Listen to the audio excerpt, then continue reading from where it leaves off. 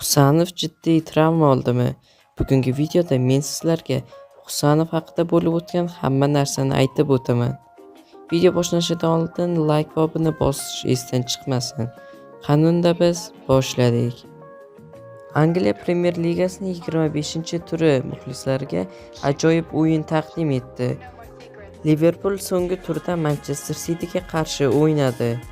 Liverpulning uy stadionida bo'lib o'tgan o'yin 2-1 hisobida yakunlandi. Manchesterliklar g'alaba qozonishdi va chempionlik poygasida qolishdi. O'zbekiston terma jamoasi himoyachisi Abduqodir Husanov City safida 61 daqiqa o'ynadi.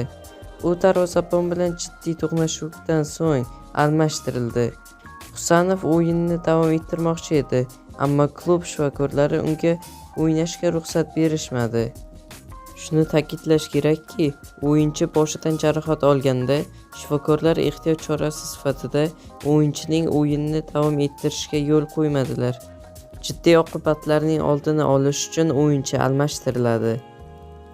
Husanov qanday jarohat olganini o'zingizga ko'rsatib beraman.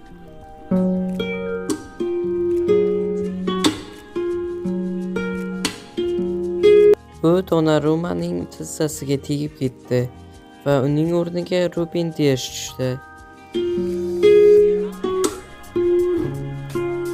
Va o'yindan keyin Guardiola intervyu berdi Husanov haqida.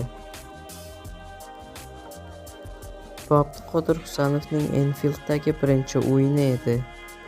U O'zbekistondan bu yerga keldi. 6 oy Fransiyada o'ynadi va birinchi marta bu yerda o'ynadi. Uning raqiblari Ekitike va Sallah edi. U juda yaxshi o'yin ko'rsatdi, dedi Guardiola. Shifokorlar aytishicha, Abduqodirning travmasi juda ham yomon emas va u keyingi o'yinlarda o'yna oladi. Agar videoni shu joygacha ko'rgan bo'lsangiz, like va obuna bosib qo'ying. Hammaga xayr.